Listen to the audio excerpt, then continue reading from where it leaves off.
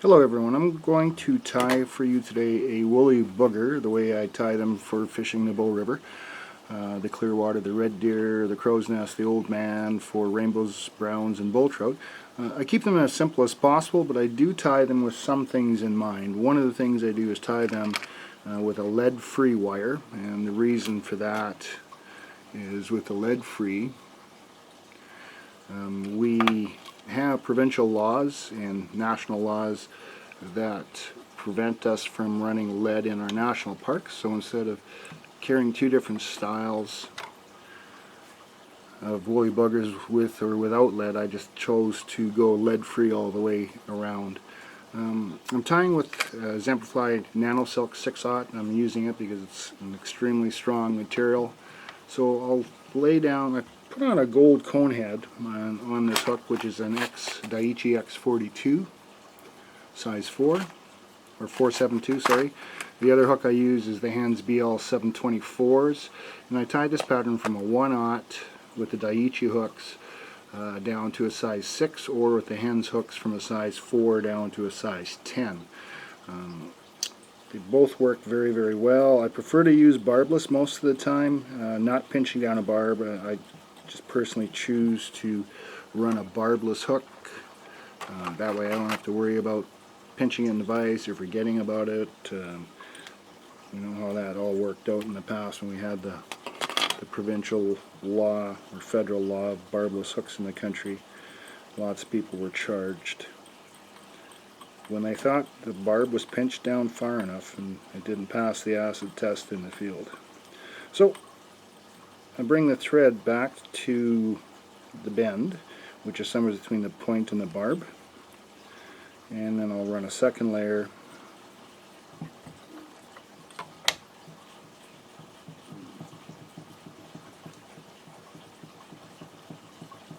of thread back to the eye of the hook. Now I'll run my 2/0 wire, and I'll start it at the bend, just slightly ahead of the point of the hook. So I try not to reduce too much of the gap as the body layers and materials build up.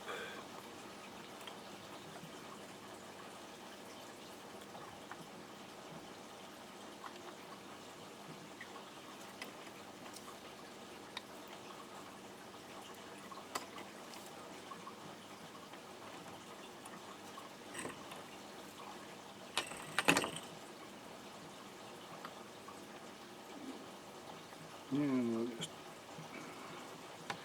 rotate that until we get in behind the eye of the hook.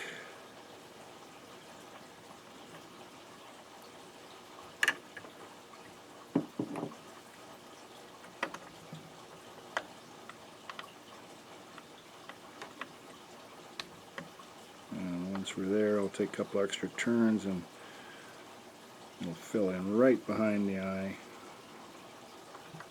And I'll bring it back a couple of turns.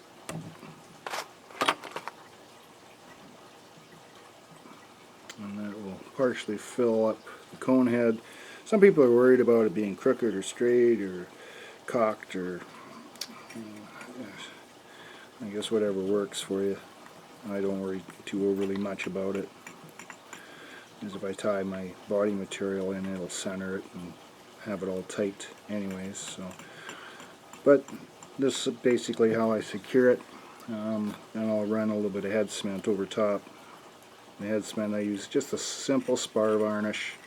It's cut 25% with paint thinner, and that works just fine. The other material I use is, I like a good quality marabou, so I've gone with the Hen's marabou. Extremely full. I've got one here that I'll pull out a fresh one. So you can see it's very, very full feather. The dyeing on the other color assortments that I have are exceptionally high quality dyeing. It's very consistent, and I like the length, and I like the fluffier, looser ends close to the bottom, as opposed to the points, which would be more like the blood quills. So I like this material further down, on the quill. And I'll pull off a fair chunk of it, strip that back.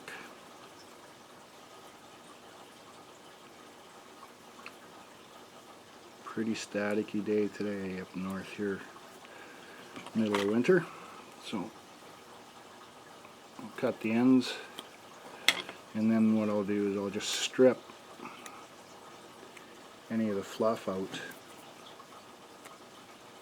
off the stems of the marabou instead of trying to tie it all in. This will just help hold it all better together. And if we work with it while it's wet, it allows me to measure my tail. So I want at least 1.5 times body length. So roughly there. So I still need to strip a little bit more.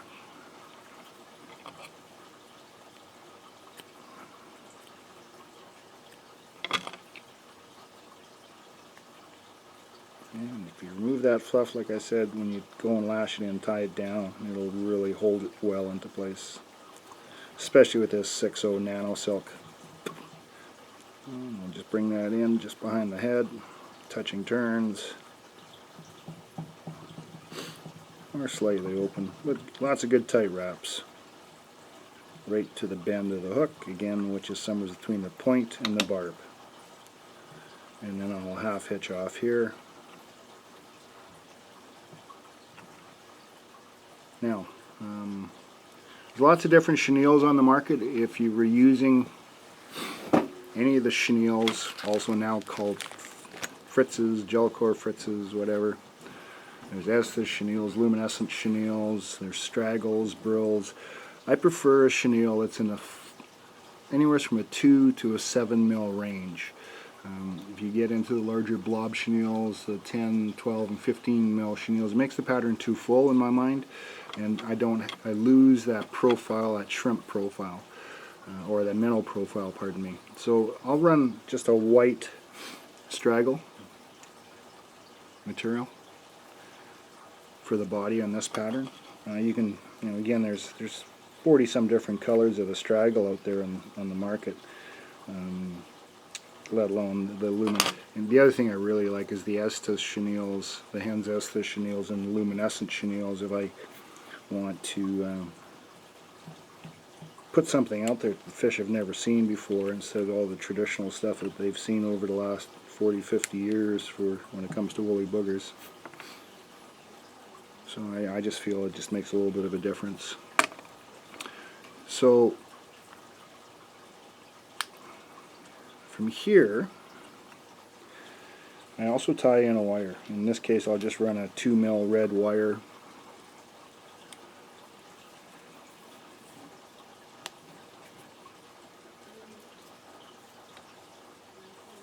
So yeah, 2 mil red wire. Don't get overly thick on your wire. I'm basically only using it to secure my hackle in place after I wrap my hackle. And bring the thread up behind the eye of the hook, or behind the bead, the cone head. And at this point I'll tie in a hackle. Again, a lot of different ways of doing it. A lot of us were taught to tie it in at the back. I mean, there's no right or wrong with any of this.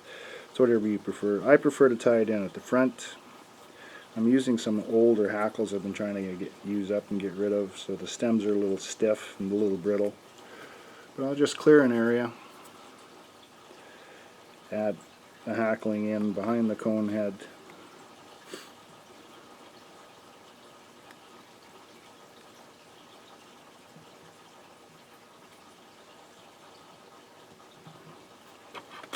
and we'll cut away the stem. Another half hitch to secure that. Bend my hackle back. And now I'll wrap my 2 mil. So there's probably still enough head cement on the body that'll adhere the straggle. And I'll do a second and a third layer.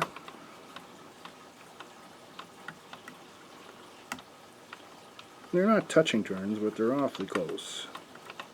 By the time I'm done my third layer, I have a bit of a cigar-shaped profile, and I kind of like that to try to maintain that minnow profile. Even a leech, I guess, somewhat.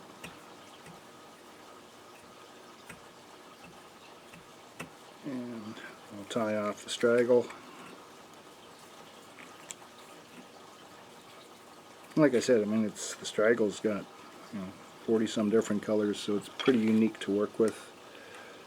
I even tie in sometimes 2 different colors just for contrasting to build body colors and profiles. So it's just a different way of doing things. So I'll take 2 wraps with a hackle right behind the cone head, and then progress palmering it down the hook shank, hopefully with 4 to 5 turns in most cases. And then take my wire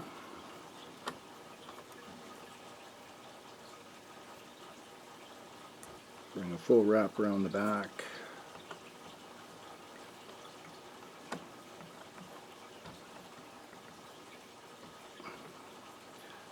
and then progress forward through the hackle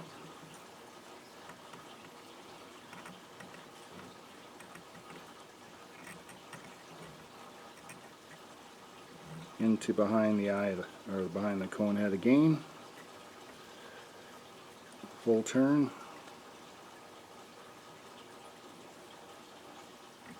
and then tie off the wire at this point.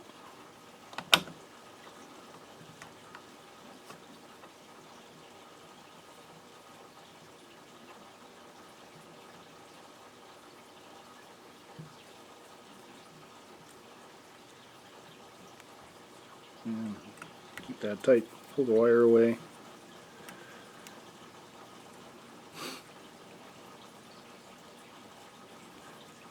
So I mean, you can certainly fish the pattern the way it is. Don't forget to cut off the hackle at the back here, the tip.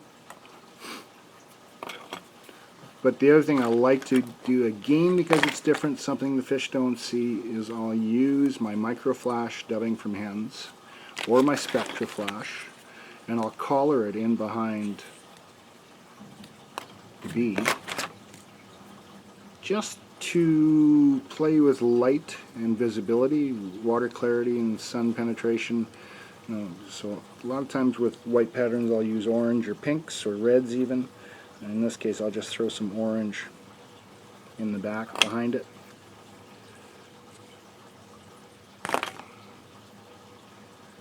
And there's a couple of ways of doing it. If you want to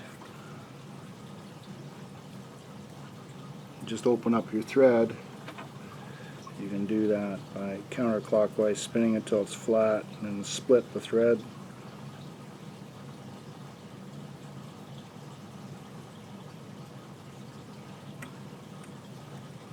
Get it roughly even. Lay your dubbing in that split.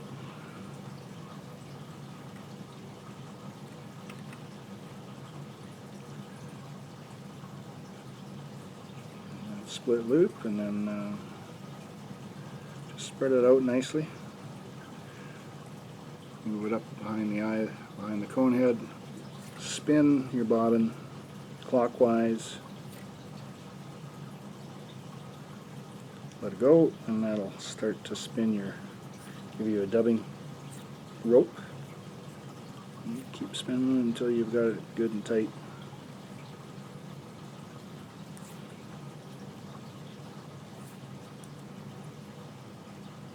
Okay. At this point, what I'll do is I'll take a couple of full turns.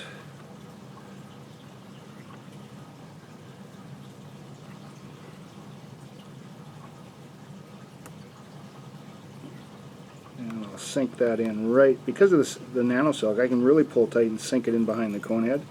Nothing will build up. And then I can do a 2 3-knot whip finishes.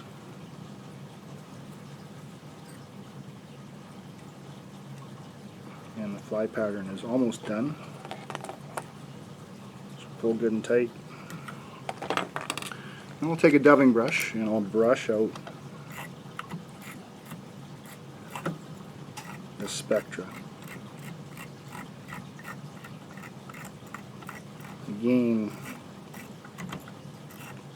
everything in the water that swims has basically a hydrodynamic profile to it, sort of a teardrop shape. And I try to get that out of my patterns, whether they're nymphs or streamers. I think it helps them sink better, and it certainly helps them run better in the river system, in my mind. Again, it's if you don't have confidence in the fly pattern, it's you're not going to fish it. And this is the procedure that I use, and it doesn't matter what color variation I'm tying. They're all kind of like this, regardless of color.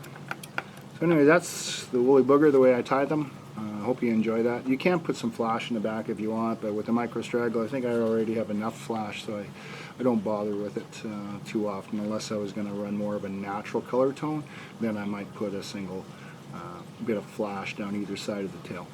But anyways, thank you for watching. Hope you enjoyed this, and hopefully it made some sense. Thanks. Have a great day.